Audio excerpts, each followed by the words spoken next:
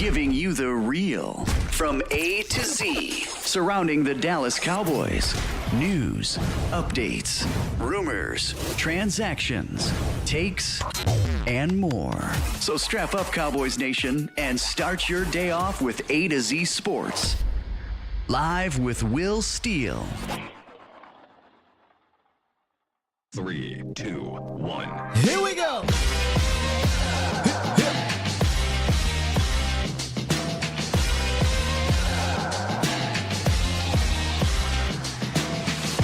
Good morning, good people. Welcome to A to Z Sports Live. We are streaming live on YouTube. And of course, I am your host, Will Skywalker Steele. Boom! We're like 8 days away, something like that, from the Cowboys kicking off their 2024 training camp out in Oxnard. In fact, about this time next week, they should be landing and preparing for their long stay. So today, we got a good friend of mine, Iisha Morrison, a.k.a. 2I in the Sky, joining us today to talk about some of those camp battles. She's going to get... Look, she has some things to say about the tomfoolery too, okay? So we'll talk a little bit about that as well, but we should have a really good show lined up for y'all. But good morning, Bomb Squad. How we doing? Bomb Squad! How is everyone doing as we are almost done with this dead period here? Yeah, give me another boom. We're almost done with the dead period. The Cowboys, I believe, head out for training camp the 22nd or 23rd. First practice is the 25th, right there. 25th, and they stay down there for a very long time, according to, I think it was Pat, who said this is the longest ever in the history of the Cowboys going to Oxnard that they'll be down there. I don't know if they know something we don't know about the weather, but so far the weather's been pretty damn good. I mean, weather been fine here if you ask me in Texas, compared to what it used to be like. Well, what it was the last 2 summers, let me say that. So I don't know. They'll be in Oxnard for a long time. And we will be following everything going on down there. And like I told you guys last week, we'll have some guests on to speak on said things happening in Oxnard. But today's guest, like I said at the top of this thing, is a good friend of mine, Iisha Morrison. So make sure y'all stick around for that. And we're going to tee that up by talking about this roundup nugget, which really isn't a nugget, but it kind of leads us into the whole meat and potatoes of today's show. All right, so let's go ahead and get this. Yes, I'm sick a little bit, Lee, but nothing new, man. You know, I feel like newborns get you sick. You know, my immune system is usually cool. Then I have a kid and they just get me sick, but it is what it is. I thought I'd be good yesterday. I wasn't. I pushed through it today. It is what it is, man. We'll get through it and should be back tomorrow with another guest, as long as everything is good to go. But let's hit this roundup real quick, and we got Iisha here in a couple minutes. All right, let's do it. It's time! It's time! It's time! It's time! Time. It's time! Time? It is time for... It's time for the morning roundup. Round 'em up, boys. Let me talk to you! Yeah, see. These kids be getting sick. Let me talk to you, Cowboys Nation. So, this is the second year in a row that the Cowboys offensive skilled players have joined Dak and the O2X team on one of those team building retreats. And if you guys aren't familiar with O2X, they were in the building in June during minicamp. They came in, I think, for a couple days or something like that. And McCarthy was extremely impressed. In fact, this is what he said, quote, "It's super, super impressive what this organization does. It's been very educational. I think it's definitely something we'll look to apply to our operation." This is the same group that I guess led or hosted Dak's retreat last year with the guys. And we got a lot of videos and cool things from that. And I guess, you know, that helped out at some point during the season. But noticeably, absent from this whole thing. And you can look at the picture here. It's very gray. But you can see the tight ends are there, some of the receivers, some of the rookies, undrafted guys, veteran guys. Trey Lance joined them as well. All the quarterbacks are there, by the way, all three of them. But noticeably absent was CD Lamb, who obviously is doing his own thing with his workouts. We've seen the videos and things like that. And likely due to the contract negotiations, I don't know. Right. I mean, this isn't a team activity, so him not being there shouldn't send a message to the team. But maybe he's like, hey, and look, him and Dak are do your thing. It's probably what Dak is saying. I've been in your shoes before. Do what you got to do, my guy. Send whatever message you need to send. Hopefully, though, at some point, this thing gets settled sooner rather than later. Because like I told you guys a few weeks back, I don't want this to linger on into camp and he's getting a late start and then the chemistry isn't there. I personally believe you do need training camp to kind of just tighten up the small things. That way, once you get into the season, you're not trying to work out those kinks. I don't care how seasoned you are. I know these guys have played 3-4 years together or whatever, but that doesn't matter because they played 3-4 years together last year. And look how that start happened. So here's to hoping this gets resolved. But I talked to 2i, and we're going to talk to her in a second. It might be a little something going on here in regards to a little more. Let me say this. There might be a little bit more interesting levels to this contract negotiation between Lamb and the Cowboys that tie into the quarterback as well. So we'll get her opinions on that. But yeah, this is the offensive skill retreat. I like that he does this. This is just another one of those things that, makes Dak one of those all-time type of leaders. That's not even negotiable, or that's not even debatable anymore. He's one of the best, I think, to do it in his generation, from a leader standpoint, and I don't think anybody would dispute that. So let's see if that can carry over here into camp and help all those guys down there, because including the quarterback that was over there off in the corner there, Trey Lance. I got a question for 2i about that. I'm trying to hold on to it, man.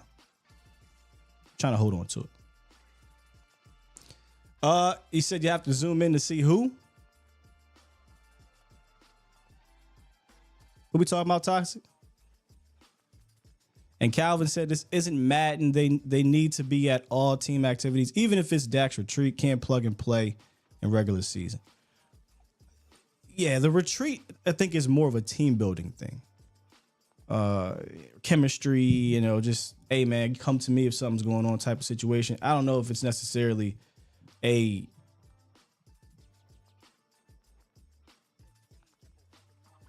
legitimate, hey, we're going to run all the plays and if you're not here, you're missing out type thing. I think they're just trying to build that type of chemistry more than anything.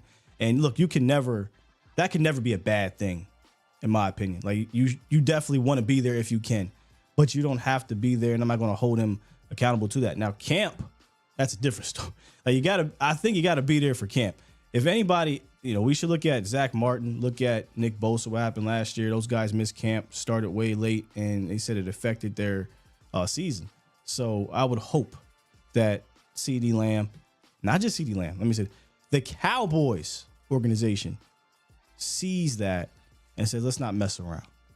All right, let's not mess around no more, and let's get our girl 2i, aka Iisha Morrison, up in the building. But we don't bring her in.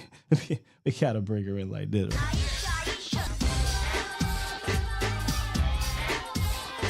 This ain't the scientific method, but it is 2i. Good morning, 2i. How you doing? It never gets old. It never gets old, twin. It will never get old. Of course not. That's a classic number one. And you are a classic in covering this team. What's up with you? Oh, man. I'm good, dude. I'm trying to snap back into it, man. You know, we've had this. Well, it's been a down season. I heard you mention it earlier, and leave. I take this vacation time very seriously. I take it Lucky very you. How has your retreat been yourself? What's it been? 3 months or so? No, don't make a scene. Don't make a scene.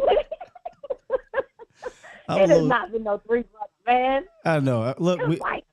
Look, we needed you back on the show, but I know you got. I'm jealous of those who get away a little bit because you get a chance to just breathe a bit and build up that, you know, that well, I call it the arm sweats of Cowboys camp and the nervousness and stuff. You get a chance to build that up. Me, I got to deal through this whole entire dead period. It's terrible, man. Listen. I'm so glad that I ain't got to talk about stuff unnecessarily, but I can't. I mean, I really, this time of year, you know, a lot of this stuff it's about football, but it's not about football, and so I struggle with getting interested. Come on now, say that again. Come on now. Potatoes. It's been a whole lot of nonsense and shenanigans too. All right, we'll talk about that a little bit, but before I do that, we were just talking about the retreat. I'm pretty sure you saw the pictures and know of the retreat and everything that goes on down there. But we also saw there was no CeeDee Lamb, right? Yeah. And yeah. let me start off with this. Let me ask you this: if you had a player who was 25 years old, right, who's up for a contract extension, two-time All-Pro, he increased his yards, his receptions, his touchdowns year over year, right? There's already a blueprint for that contract extension. Oh, and if you do extend him, you save money on the cap. Would it take pulling teeth to get this done if you were the general manager? No, man. Oh, okay. You already know, man. I was just checking, making sure, yeah. One thing about the Cowboys, they're gonna overcomplicate something that's just not that complicated. It's frustrating because, you know, now that we have become more educated on the cap and how contracts work, I mean, we have so much more information at our fingertips, and we have people in this community who are knowledgeable, people like you as well that are knowledgeable on what the details of these contracts look like, if you get them done earlier, what it looks like, how it lays the foundation for, you know, being able to build your team and et cetera, et cetera. But then also too, when you have what drives me nuts is the fact that this team is a draft and develop team, right? And they pride in being a draft and develop team. So why is it when they develop and maybe they develop into a good player like a CeeDee Lamb, it's always, like you said, pulling teeth to get these guys paid. And quite honestly, I would imagine, and I understand people always chunk it up to be in the business and things like that, but these players are human. And I do think that there's a level of insult to you getting to this point to where, you know, especially when you think about CeeDee Lamb and the position he was put in. I mean, quite frankly, you know, there are guys that come in that are number ones immediately or whatever the case may be and blah, blah, blah. But, you know, Amari Cooper was here. I think that, of course, the way the draft fell that year where CeeDee Lamb came in, I'm not sure, you know, no one expected for him to be there, you know, so for him to fall to the Cowboys and they put him in a tough position. I felt like they put him in a position where it was like, show me, right? You know, everyone was questioning, is he going to be a number one? Is he capable of being a number one? And honestly, since then, he's done nothing but, you know, answer the call. Furthermore, one thing that I think really works in his favor is that, and I ain't got no wood to knock on, but he's been healthy most of his time. He was healthy last year, and I think that's a testament if you sit down and talk to CeeDee Lamb is what he puts into his body to be available, because he understands that availability is a big part of being considered a number one. And so I just feel like he's done more than enough to be able to be considered, you know, one of the top three receivers in the NFL right now. And for the Cowboys rather, to be kind of dragging their feet with it, it's confusing because we look around the league and we see wide receivers, respectfully, that aren't as good as him, get paid. Yeah. And the Cowboys waiting on this in the way that they have for whatever reason has put them in a position where they're going to have to pay him more because his agent is looking around at these other folks getting paid, and he's like, listen, he played pretty much every game of the season and was a huge difference maker last year. So I'm sick of it. I'm just like, if they good, let's just get it over with. Let's just pay them, please. I mean, get it over with, big guys. Your answer was amazing because you talked about his durability. One thing that a lot of fans, and I guess the Cowboys may have had an issue with about Amari was, hey, man, you can be banged up a lot. Did he play, but he played banged up. Where Lamb missed one game, I think, and that was just COVID reasons. Other than that, he's been available. He's been healthy. And, when he's available and healthy, he usually has been good. So that's a hell of a point. And so he's answered every call. Hey, can you be a number one? We'll get rid of Amari Cooper. Yep, he proved that. Okay, can you follow up your All-Pro year with a first-team All-Pro year? Yep, did that. Broke records. And we're still here a week out of training camp, and there's no contract extension. So it is baffling to me. And it's not like, oh, we have to wait to see what the market is. You know what the market is because Jetta gave it to you. They gave you the blueprint. So there's nothing to really discuss. Hey, this is the contract. Put it on the table, and we should be good to go. But this is just the way these guys operate, and I can't figure out why this is what they like to do not year in, year out, but every time this comes up. Yeah, it's to say the least, is frustrating. And to your point about him answering every call, man, it's out of the contracts. This to me, even though it's going to be expensive at this point, this should be one of the easiest. Yes. Like I mean, when you're talking about, it's when a player, and it's not anything different, Sky, than you work in a regular job, right? You come in on time, you perform, you exceed, expectations, and when it's time for you to be doing promotion, then they do that like they don't see. I don't really got time for that. Like, draft and develop until they develop. They're like, oh, wait a minute now. You're developing too good now. You're developing way too good. Slow down. I'm just being straight up with you. And that's what's so odd to me. It's odd to me, like, for them to be a team that takes so much pride in their ability to draft and develop. And, shout out to Coach Prince and those guys. But it's just like, okay, so what is the foundation? Like, what is y'all's bread and butter then? When these players do develop into the player that you want them to be or that you expect for them to be, why is it so difficult for them to get what they deserve at that point? It doesn't make any sense. I'm hoping that this gets taken care of. In my heart, I believe that the CeeDee Lamb thing will be taken care of, and I say that because it's really simple to me, Sky. I know, like, we can have all these in-depth conversations about, I'm sure we're going to touch on the quarterback as well, but I just think there's no 88 without 4 at this point. And I'm just like, and I think that may have something to do, me personally, I believe that has something to do with what's going on as well. It's like, because if I'm CeeDee Lamb, most of his successes, and we saw it when Dak was hurt for first 4 to 5 weeks of the season a couple years ago. As soon as Dak comes back, CeeDee Lamb's numbers are up again. You know what I'm saying? Like, yeah, I mean, even last year, right? They weren't on offense, struggled at the beginning of the season. With week 4, week 5, they had some come to Jesus moments behind the scenes, and guess what?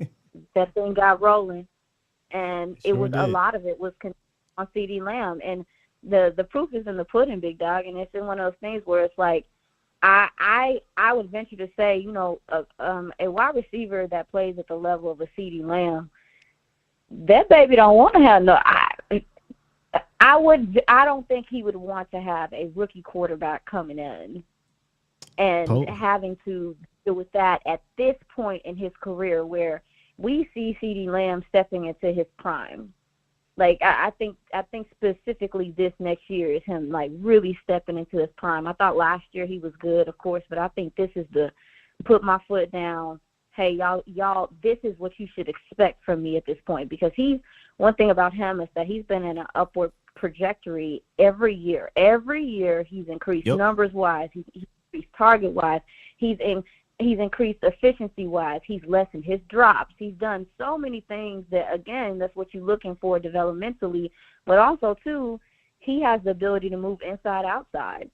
And that's not something that a lot of number one receivers in this league. I mean, I'm not going to look across the pond and say nothing about nobody that may run with Illy.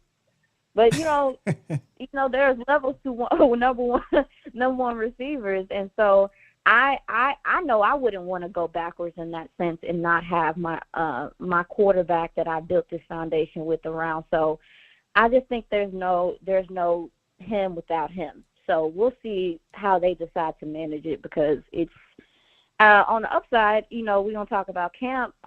This will allow us to see some of these other receivers, but at the same time, it's kind of messed up because we already know how much CeeDee Lamb changes the way the offense feels. So it's like, we're going to get to see some of these young guys in camp, but at the same token, that's not the reality of what game planning is going to look like every week if CeeDee Lamb's on the field. So it's kind of counterproductive in a sense, but we gotta make our money. We gotta be able to talk about stuff. So to your point, I just happened to look over into the chat.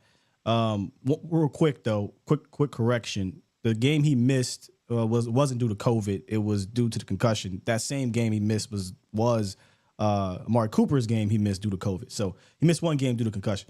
But I happened to look over, and the guru said, could we still have a capable offense without Lamb? And I don't believe so. I mean, I guess capable is the key word there. Could Dak go out there and, I guess, get things done? Possibly, because he's that type of quarterback. But I don't want to know what an offense looks like. This offense, looks like without CeeDee Lamb, given that I don't believe in the run game right now. And, yes, McCarthy, I think he's a good general manager of a team, right? But I don't know if he is that offensive savant that he may have been in the past. I don't know, right? I think he still needs to be.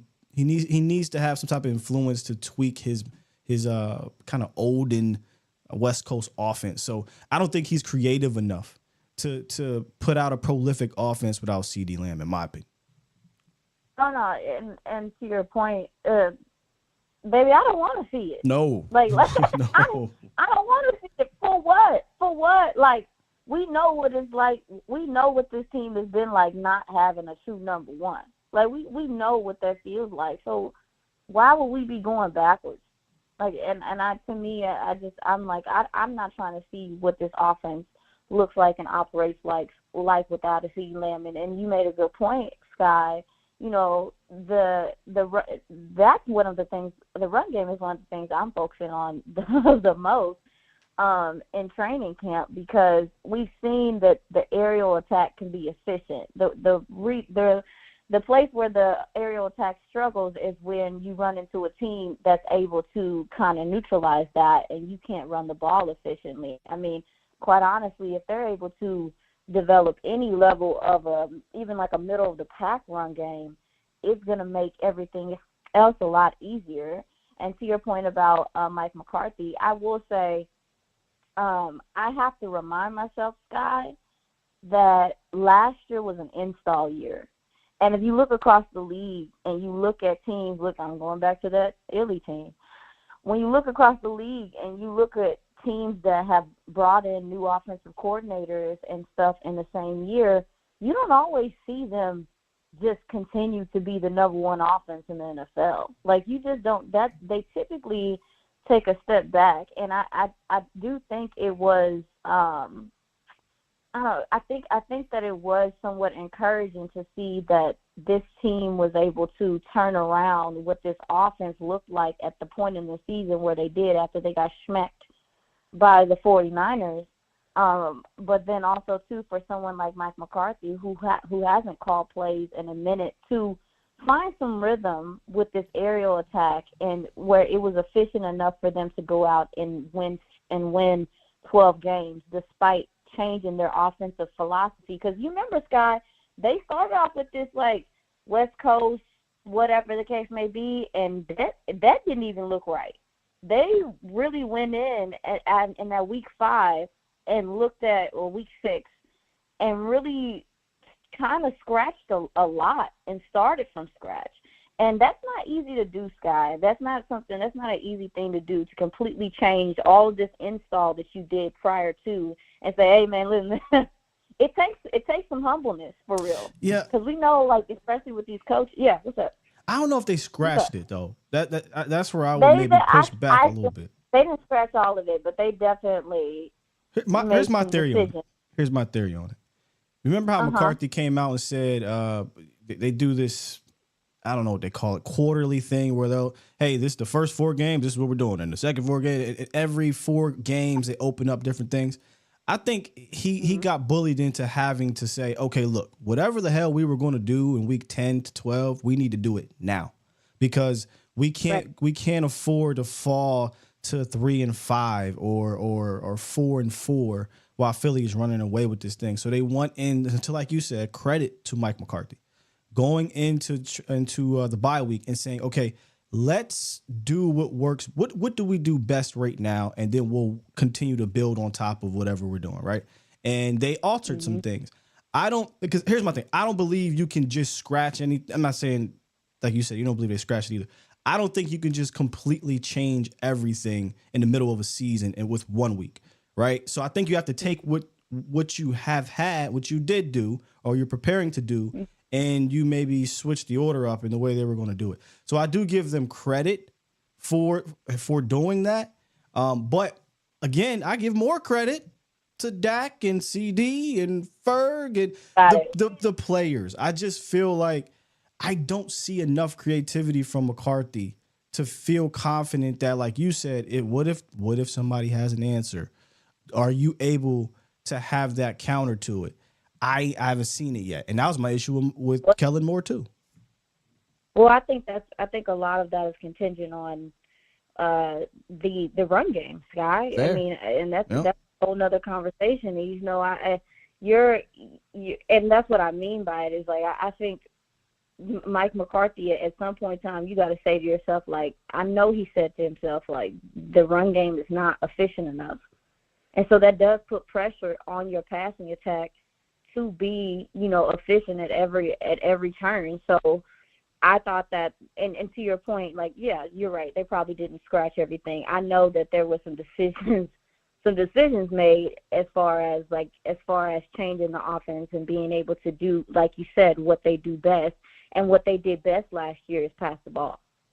And whereas that was beautiful. Remember, they tried to come out and run that thing. Listen. And when you talk about a lack of creativity, I feel like a lot of that fell on the lack of run game and the run scheme and things of that nature. And so, truly, that is what I'm looking at more than anything else. I think from a receiving standpoint, I think we're going to see. I know you've talked very highly of Ferg. I think we're going to see him continue to grow and become that guy. Brandon Cooks and Dak, we saw them come along later on in the season, and it took them some time to acclimate. But from what I saw at OTAs, mini camps, stuff like that, it feels like those guys, he and Dak, are on the same page on another level. I'm expecting to see a jump from Jalen Tolbert as well. So I think as far as the passing attack goes, they should be in a good position. I care about what you going to do, how are we going to set up play action, because your quarterback's one of the best with it, and you don't use it enough because nobody cares because they know you can't run the ball. And that's a problem. That's a problem. You know, and what's worse to me about it is you can be a terrible running team, but if you show play action in a creative way, teams are going to bite. That's just the reality and the instincts of linebackers and defenses, right? But the Cowboys aren't created enough in the run game to get guys to bite. You don't have to be good. You don't have to be a good running team. You don't, believe it or not. Now, if you are a good running team, that makes your play action work even better, right? If you have a Derrick Henry or something like that, like I totally get it because you are a deliberate running team.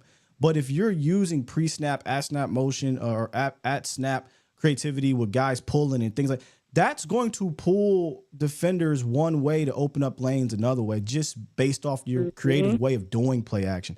Dallas was never that. Dallas was, hey, we're going to get in shotgun and we're going to do a fake RPO. We're not an RPO team. Dak's not running. He's not using his legs to try to get 700 yards in the season. You know, so that, and I'm getting a bit ahead of myself here, but if we can tweak our creativity, both, yes, in the pass game and in the run game, I'll feel a lot better come January. But that's why for me, I have to see how this thing is done throughout the season, not necessarily the end results in regards to if they win 12 again. It's how did we do it? Because if it's the same exact way and we're sitting here in December, my confidence level isn't going to be so high in January. That's all. That's the problem and honestly, it's really not that complicated as far as the creativity thing goes. It truly, the thing that this offense lacks, and it's lacked it for a minute, is making people second guess and making people have to make decisions. You aim to be as multiple as possible offensively, because what it allows you to do is play the matchup game. And because you're going to go against different teams and that do different things defensively, and to be multiple, you keep people guessing. And when you talk about, we see how fast these defenses are now. We see these linebackers running 4-3s and stuff. You're doing yourself a disservice by not having them have to think twice about anything. If they can just go play and they know how you're going to line up, it's a problem. And we talked about it. I know you pulled the numbers numerous times last year, the lack of motions, the lack of shifts. And the thing was they weren't consistent. We would come out a game, or they would come out in a game, you would see some of the motion, and it's clear how much it can provide spacing, right? And then the next week, that doesn't exist. I'm also looking for consistency with the creativity, because we would see it in flashes last year, but we wouldn't see it consistently. And I'm not telling you to be putting sprinkles on everything and trying to, make everything decorative. You don't have to be doing all that, because we do see with a lot of the offenses that do that, and baby, they compensate, right? But you do want them to, because you want to be able to play straight up sometimes. But if you don't have to, don't. Go with the trends, and the trends show, and again, you pulled the numbers numerous times last year, the trends show that shifts and spacing and all of those things really make life easier for your offense as a whole, and they damn sure make things easier for your quarterback. And I'm just ready for offenses to make things easier for the quarterback out here in these streets. I hate to go back to this game, but we broke it down play by play of how static the offense was in the Green Bay game to open up. I think the first 17 plays or so, they ran one legitimate pre-snap, at-snap motion. The rest of it was kind of that lazy, hey, we'll just bring CeeDee Lamb over. He's jogging, then he stops. There was really nothing deliberate. Now go watch how the Cowboys do that, and then go watch how maybe San Fran or Miami or Green Bay, the same game. Green Bay. I was about to say the word Green Bay. It's so different, and that's just something. I'm with you. Like the trend, it's not just a trend because it's trendy. It's a trend because it's working. And I say this all the time. I'm still in every. I don't get why these guys don't do it. I'm still in all y'all plays if I was an offensive coordinator. What offense do you run, Sky? The NFL offense. What's that? Andy's offense, Mike McDaniel's offense, I'm still in everybody's best plays. And I get it. Egos, though, is a thing. So I would pull some of the Cardinals' philosophies, to be honest. Yeah, yeah. But just to your point, follow the trends because they're working. And I understand that, coaches have there's ego in this. Coaches have their way of doing things, but man, listen, if you working harder, not smarter, you a little crazy. You a little crazy. We got 2i from DallasCowboys.com joining us today. There's another 25-year-old, multiple-time All-Pro who's up for a contract negotiation. But that's not really what people are talking about when it comes to. Actually, people are trying to get rid of him. I just don't understand this one. We're talking about Micah Parsons, okay? And some weeks back, and this is kind of the nonsense part of the situation here. There was a lot of nonsense going on, and Malik Hooker got reeled in and baited into it. Right, he got baited into what I think was a sound bite that Keyshawn Johnson was looking for. And he got it. And it caused Cowboys, Twitter, and Nation to kind of act out. And then Micah took that and he took the social media bait and he acted out, responded, which added more fuel to the fire. And then the fire was put out, and now I don't even know if it's a talking point. But you took offense to how that whole thing went down, huh? Why you put me on the spot like this? hey, look, Twitter is not. It's Twitter. You can't really express yourself on Twitter. You know, people are really weird. So this gives you a chance to say, "Hey, this is what bothered me about the situation." Because I already gave my 2 cents on what bothered me. So what bothered you about that whole situation? What bothered me? I think what bothered me the most is, Malik is a very smart dude. He's an intelligent guy, and I felt like he know better, and I think that's why he self-corrected and did what he needed to do and everything. But some conversations, and you and I both know this, Sky, some stuff you just tap your homie on the shoulder and tell him what's up. You know what I'm saying? Like, and I don't think that Malik was trying to be malicious. I don't think he was trying to be respectful to Micah. But I do feel like with this team in particular, and we know this as media, let's just keep it a buck. Like, you have to be very intentional with how you speak about this team and in regard to how you speak about this team, because unfortunately people are going to take these situations, and I guarantee you, don't let nothing happen during the season or there be some discourse. This will be something that people circle back to. It's 100%. It's exhausting. And for me, I'm in the mindset of, like, don't give them nothing else. Don't give people anything else to hang on to or to, point blame to more than what's happening on the football field. And so I was, and again, Malik is a safety. Micah is a defensive lineman. At this point, he's a DN. I know we don't feel like that, but that's what I feel like. And so they're in two separate positions. They're in different places or whatever. But what frustrated me about that immediately was like, dang, man, these folks gonna be talking about this. This is gonna be another problem. This is gonna be something else to bring up. And I just think with the amount of media coverage that this team gets that's negative and not warranted, you don't want to give anyone anything else that's somewhat warranted given what happened or whatever. So it sounds like they resolved it, they talked it out, whatever the case may be. But it just was ugly in that time. And you talked about it, it's down season, Sky.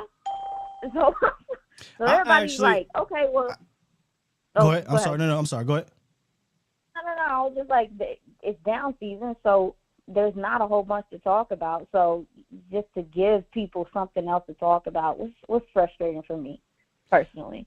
I was actually not upset. I use the word upset. The Malik thing didn't bother me because what bothered me was how social media and the media and fans took that clip and made that the headline, when in reality, that is not how the whole interview went or what have you. And again, that kind of goes back to what you said. You got to kind of be aware that people are going to bait you into a soundbite. And look, I don't think Malik thinks about that. You know what I mean? He's not Dak. He's not the guy who's out in front of the media every day. He's not even CeeDee Lamb, who may not be in front of the media as much as Dak, but he talks to the media a lot. So he knows how to dip, duck, dodge, dip, right? He knows how to, dodge all that nonsense. And I don't think Malik was able to dodge it. But I was more annoyed, like, are you goddamn kidding me? Media and fans who took that and said, see, we need to trade Micah Parsons. It's like, come on, y'all. What are we? You're right. That was something else I was and it kind of feeds into don't give people another, like, this is just something for people to hold on to. Because personally, I will say, from the outside looking in, I'm going to say the outside looking in because I haven't really been on the Twitter and been involved, with the social media aspects, but I do feel like people are still, and rightfully so, still very upset about the performance against Green Bay. And everybody was bad in that game. Let's just be honest here. Like, every facet was bad. I mean, special teams struggled, for crying out loud. People are so upset. They don't want these players to have lives. Like you, they can't do nothing outside of football because of that loss to Green Bay. Like, would you give it a rest? Okay. That people are like, you need to live, breathe, and like you have to drink football for breakfast. I swear, I look at some. I randomly will see these players, Instagram videos or something, and I'll go or post or something. I'll go look at the comment. I don't know why. But I go look at the comments, and it'll be them out enjoying time with the family or doing a little one of them kid programs where they got a little camp where you need to stop horsing around and go. Like, man, this is getting crazy, man. This is getting y'all taking the fanatic part of fans and y'all taking that to the extreme. It's definitely to the extreme, and it's crazy because, again, I always say, like, you got to think about this. You got to think about football players, despite the fact it's not a traditional job. Baby, it's a job.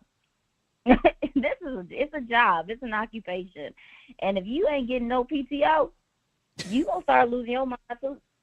So I just be thinking to myself, I never understood why, like, and again, though, and I'll say this, and I don't really care if fans hate it or not, there's a level of entitlement that fans across the NFL, but we see it very heavily with this team, have towards this team at this point. And I think a lot of that comes from, the lack of playoff success and things like that, because I know this fan base feels their feelings real hard, and there's anxiety, and then there's all this other stuff, like, and so I do think that people feel like when these players are out having a good time for some reason that they shouldn't be having a good time. And I'm just like, hey, y'all, they have to recoup. They have to rejuvenate themselves the same way we do. And so to your point, the original point about Micah, I do think that some of people being frustrated truly is this. He is the most public, in a sense, out of all of our defensive players. He's the one we see the most. He's the one on social media the most. He's the one making, appearances and doing different things career-wise. And so he's the easy person to pick, to blame for a lot of the stuff that's going on, in my opinion. So, I hope that they have it resolved and they figure out what's going on or whatever. But I thought it was distracting. And to your point, I was definitely like, dang, like, this is, again, it just, some of Malik's, well, the way that it was chopped up, I'll say that, the way some of Malik's comments and the way it was chopped up would lead people to believe, like, oh, this is evidence. This is evidence that, yes, that we need to trade him, or that he's not a good locker room guy and things like that. I mean, and there's some growth to be had there, but I just think he's still young and he still has to grow, absolutely. But, I have been watching this team long enough in the social media, or not even social media, in kind of the heightened media era to where, we used to literally sign domestic abusers and people who have been in and out of jail for terrible things. Literally had a dude that was moving weight and keys, up there Sam Hurd and all these type of things. And I lie to you not. 11 is getting so much nuclear heat, more than those players. And let me ask you a question. Has he had a domestic issue? No. Has he been locked up? No. Did he get a gun found under his seat? No. Is he moving keys? No. Did he have a DUI? No. Shut up. I'm just, you would think this man is out here whooping on people. Because he got a podcast.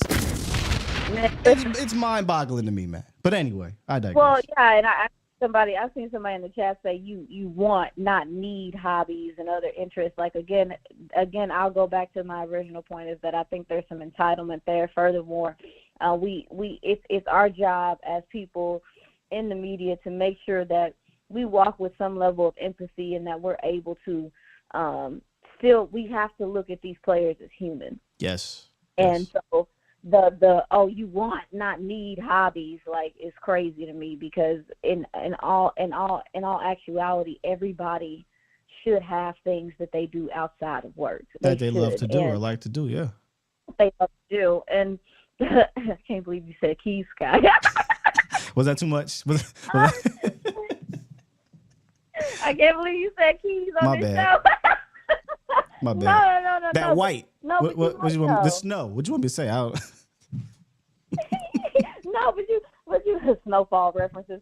But no, you right though, and it's just I also do think let's just be honest, like, and this is no knock to no other defensive player that's been around, but I think maybe DeMarcus Ware was maybe the last, like, this team hasn't seen a defensive star to this extent, I don't think, in a minute either. That's and fair. It's odd to me that, you know, you say you want good players, you say you want people who can perform on this level, but then as soon as you don't like something, or something, then you like, get them out of here. See, let me point to a perfect example of fans feeling so entitled to these players, like you said. This guy in the chat right here, Roy. Shouts out to you, Roy. He said, this team is not winning, Sky. Win a Super Bowl and you can do what you want to do. What? What? They have to win a Super Bowl to do things that they want to do, their own grown ass want to do.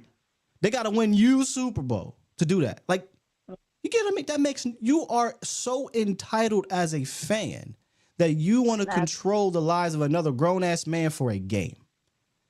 Man, boy, we gotta figure this out. It doesn't matter, like, and honestly, it doesn't matter. It really doesn't matter if they don't get on the field and do what they need to do. So it's just like, I don't understand it. I mean, I think I do understand it. I just don't think it's okay. So with Michael, man, I just. I'm sorry. Somebody said that sounds like Homelander. Y'all going to jail. Y'all going to jail. Y'all going to jail. Oh man, what a hilarious show. Hey, let's get back into the camp stuff here. By the way, we're gonna play a little game here as me and 2i talk a little about this camp stuff. It's not really a game. We usually do an Ask Pat. We're gonna do Ask 2i. So in the comments section here, or it's Ask Koye is what we usually do. Hashtag Ask 2i. We'll ask a couple questions here on the way out. But based on some of the OTA observations, 2i, what are some of those camp battles, or at least the one camp battle you're most fired up about? Oh yeah, man. Hear me out, man. One camp battle I'm actually very excited for, because I think it's do or die time for this gentleman. I believe Nashawn Wright and Kalen Carson's battle is going to be important. And I mean, we got to see Kalen play the boundary mostly at OTAs and things like that.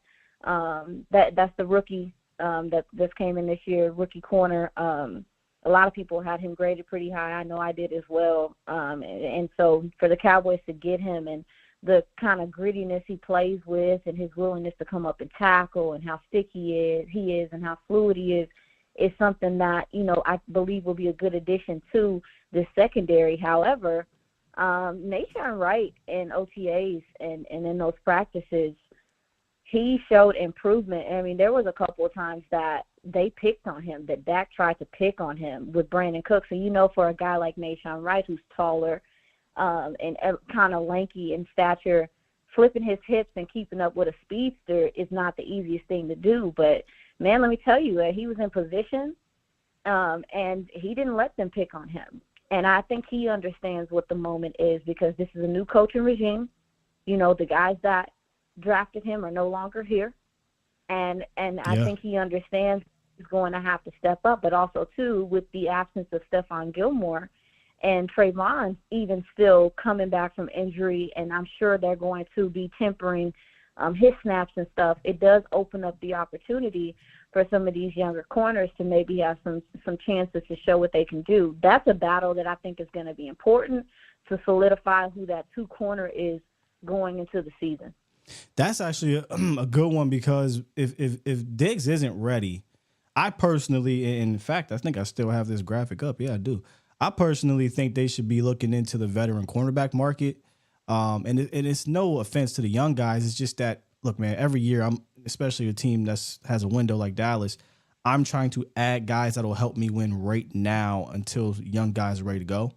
And I don't know if, let's say they put Diggs on PUP list, which let's hope they don't, because that's like 6 weeks or is it 9? I can't remember. But it's a long time, put it that way. So now you're rolling out, say, a Kalen Carson or a Nashawn Wright, God forbid, or maybe even an Eric Scott. That's dicey. That's real dicey to me. The least dicey out of all of them, and I'm just telling you because the tape is there and everything. I would not, like I see you got the graphic up, I would not at all mind bringing back Stephon Gilmore. Right. Now, I know what I know. He probably is just staying ready because somebody's going to say ouch across the league, during camp or something like that, preseason. You know how that goes. But I think them not bringing him back to this point is either a timing thing, because, again, he isn't an older veteran or whatever the case may be, or they really do have faith in what they think some of these younger guys can do. But I will say, I personally think that Kalen Carson is going to do what he needs to do to earn that spot. We might see him have, some of his little slip-ups because he is young or whatever the case may be. But the talent is there. The knowledge is there. He has the ability to come out there and play at a pretty high level, as he develops. So I think if you're going to bet anybody, that's the one. But he also, too, Sky, is a tone setter. He has an attitude to him. And when he comes down and tackles, even so, we've seen an uptick of like, hey, man, you don't want your corners to be having to come down and tackle.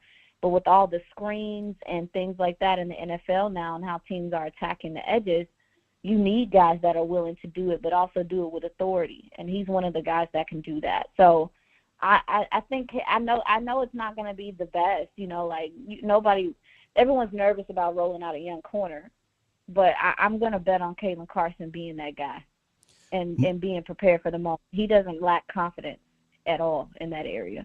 Yeah, my concern is young corners, specifically rookie corners, but young corners don't fare well in Zimmer's scheme. You go look at the history of it. In fact, if you go look at his tenure leaving in Minnesota, that's kind of where the downfall started with their defense. They had a lot of young. They tried to re-up their cornerback room because guys started to move on, and it just did not work out because his scheme. I always kind of compare it a bit to Vic Fangio in the sense of it is a bit nuanced on the back end, and it requires a high football IQ, but more importantly, some experience. And, if you have Diggs and you got Bland and you got J. Lou, I feel excellent about it because these guys are extremely smart and they've been around the block, all pros, and one is a 8-year veteran or whatever it is. But then when you start entering a 5th-round rookie or a Nashawn Wright or a Eric Scott in a system to where it requires you to be a bit more experienced, that's where I get a little nervous because maybe we'll start to see some of those breakdowns. But that's where my worries come in is Zimmer's scheme has notoriously not been kind to young corners. And that's fair. I will say one thing that may simplify things a bit on Zimmer's system is like, hey, I agree. And that's something I'm excited about, quite honestly. I'm actually excited about some of the deceptiveness and the show and go and changing up looks last minute late into the play clock and things like that. I'm excited about that. But I will say, so much of this defense, specifically the secondary, their success was built on the foundation of having takeaways, right? And so even though, to your point, I think the system will be different in a sense, and you are going to have the IQ to be able to be in your spot and things like that. I will say I know Zim definitely wants to take the ball away. What team doesn't? But it is not going to be the foundation of what you're looking for your secondary to be doing, right? So to your point, I think that it is going to be kind of a transitional period, an acclimation period, but at the same token, taking that stressor away, like we have to take the ball away, because we saw the numbers, Sky. When they didn't take the ball away, the defense suffered. Why is that? But to have the foundation of, no, we're just going to be disciplined and we're going to play, to get these guys off the field, and that may not always necessarily result in a turnover. I think that may make things a little bit easier for some of these younger players to transition into this defense personally. Yeah, I believe there was a saying Dan Quinn and Joe Witt had about the ball. It was like the lifeblood. And obviously we saw how, big that was the first 2 years. Last year they didn't have as many turnovers. But yeah, even I think it was Zim who said it's not really going to be about the turnover. It's going to be about the process to getting there. Because if you're disciplined in the process to getting to the ball, then the turnovers will follow. They don't want to give up big plays because we're just trying to take the ball away. So, I'm excited for more of that. I would be more excited if I knew we had more time with the Mike Zimmer type instead of a year. I don't know if we're going to have that. So this is going to be really interesting. I don't think Zimmer's ever been in this type of situation. 07 maybe was the last time, but normally he's had time. In Cincinnati, he had a ton of years. Obviously, Minnesota, Dallas. This is a really strange situation, where he has 1 year. He's stepping into a defense where he doesn't have to totally rebuild. So that's a good thing. But his scheme, I do think it requires a little bit of time. So we may need some patience at first. But all I care about is be better when it needs to be better. That's all I care about. Say it. Yeah, and Zim, and the thing about Zim is, like, he trying to stop that run, big dog. Yeah. He's trying to stop that run, and so I guess that brings us to, unless we got to answer a question. I got to answer a question, but I do want to talk about a couple other battles before I get out of here. Yes, go ahead. Yeah. No, yeah. I to that point, when you talk about run stopping and stuff, you mentioned Gilmore and having that security blanket. Who, honey bunny? We've been talking about this for, I don't know, like months now, before the season ended. You need to invest in the DT position. Like, I don't know how it's going to happen. I don't know who's going to be available, but I wholeheartedly believe they need to sign they need to sign another veteran at the very least, to add to this defensive interior, because there is no certainty really in anyone to me besides Oso Digizua, and he's a 3-tech. Undersized one. So yeah, and I was really fussy last year because I just think, man, for what Osa is on an upward tick. We saw that last year. We've seen him continue to develop, but the problem is we get to the end of the season every year, and he's playing out of position. He's doing things that, again, I know Osa ain't gonna complain because that's just the type of guy he is. But I mean, you have him doing things like two-gapping, and that's not his game. And a lot of it is because of the lack of depth at the DT position, and the fact that, you're dealing with injuries and things of that nature. So I'm looking, to your point, about Gilly and wanting to have someone, tenured in the secondary. I believe that that's something they're going to have to do before the season starts. Again, I don't know how it falls. I don't know if this is they add someone, during camp like they do sometimes. But listen, the way that these young DTs, and Justin Rogers, and what's the other gentleman's name? It's slipping me right now. Denzel Daxon. Yes. Those gentlemen, that battle there is going to be important. I mean, with Mozzie Smith and Justin Rogers and those guys, like, I think that battle for, again, not saying that, like, we know how the Cowboys are about people that they draft and whatever the case may be, but Mozzie being pushed and that being an actual competition there is going to be healthy for everybody to me. 100% agree. Let me get a couple Ask 2I questions in if you don't mind here. What's up, of course? Chris Romero, hashtag Ask2I, says, do you think the starting running backs on the roster, or do you think they'll pick someone up and be the starter? Oh, Jesus.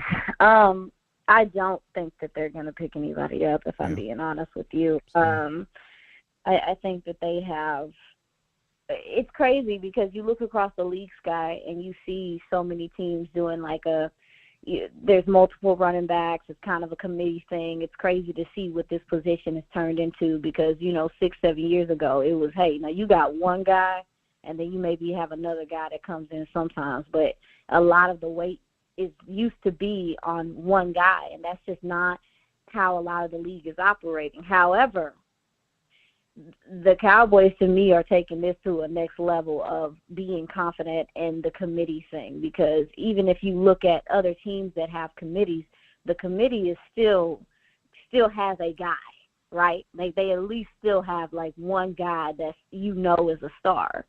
And I don't know where that is right now. I mean, they brought back Ezekiel Elliott. I think there are still some things he can do. I don't think Ezekiel Elliott is just dead in the water. I don't subscribe to that. But I will say, what is the gentleman's name?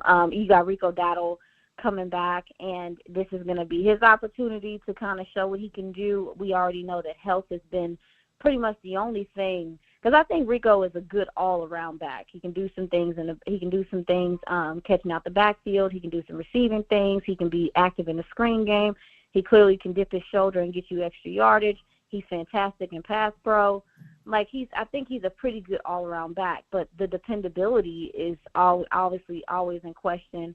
And a guy can't help what his body is. So I'm really hoping that he can come out and play well. I don't know why it's escaping me.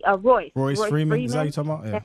I will say some people are going to be a little surprised by Royce. Same. And his ability. Hey, 2I, I'm ready to. I'm getting close here with Royce Freeman. I can't say it with my chest yet because what happened last year, 2I. I was a little confident in old boy from Tampa, and then he went out and started getting caught with PEDs and whatnot. But I think Royce Freeman, I would say this, he will look the best in camp. Let me just say that. I don't think he's going to start. I don't think it's going to happen.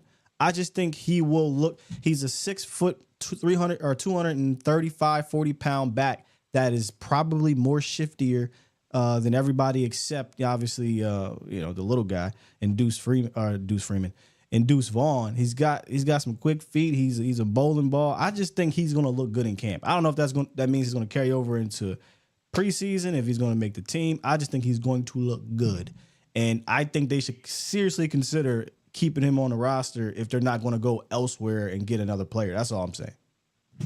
I know. I agree. I mean, you go look at his tape and you just look at his tape. Hey, get his tape. Yeah, you go look and you like, hey, there's some burst there. Hey, he has some decent lateral ability. Hey, he has some breakaway speed. Hey, and so I do think he was a sneaky signing that a lot of people are like, who is this? Whatever.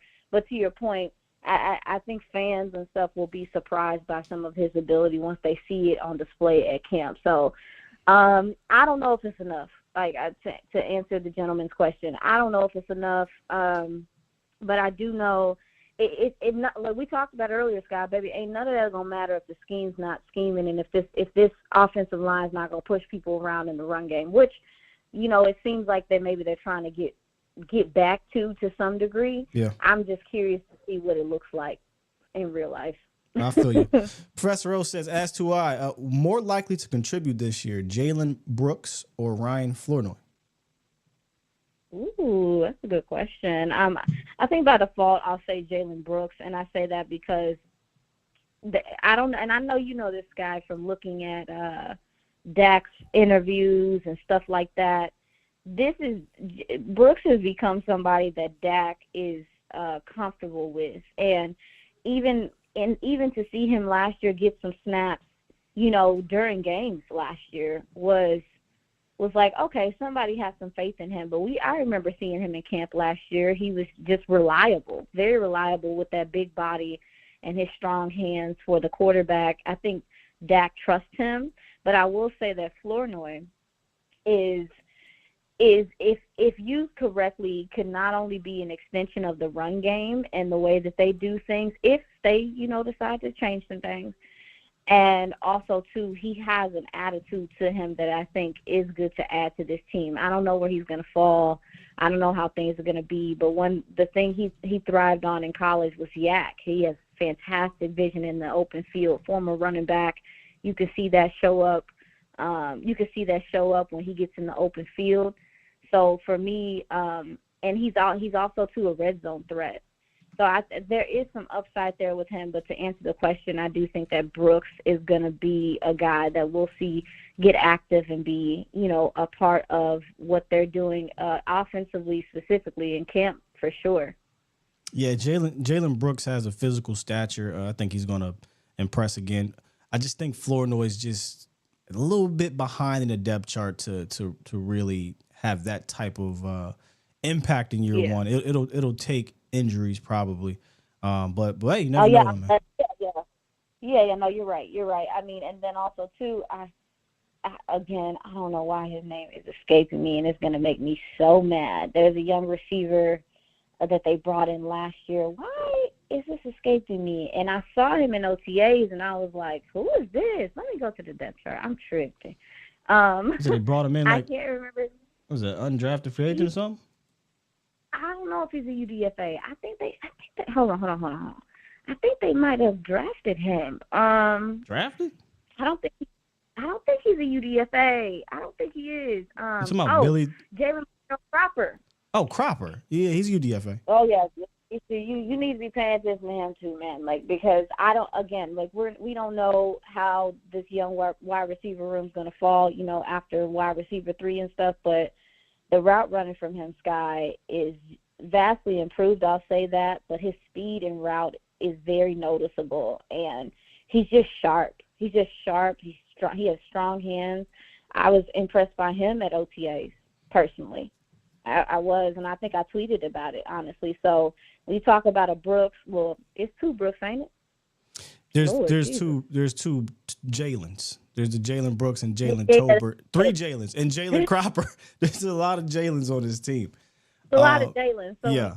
About that wide receiver 4, 5, whatever, I think it's up for grabs. Yeah, in general. Let me ask you something. Is the Brooks situation, because I think I like Brooks, what I saw in a little bit of time that he was on the field, but I also like what I saw from Jalen Tolbert in the time he got, the targets he got last year. I thought he improved, but it seems like there's a lot of fans who are like, hey man, Brooks is going to beat out Tolbert type situation, where I look at it as that right now Tolbert's in the lead. But yes, that could be a competition. But why all of a sudden is like Tolbert being just completely written off in a sense, where he improved last year? And I don't know how you tell us how he looked out there OTAs to you.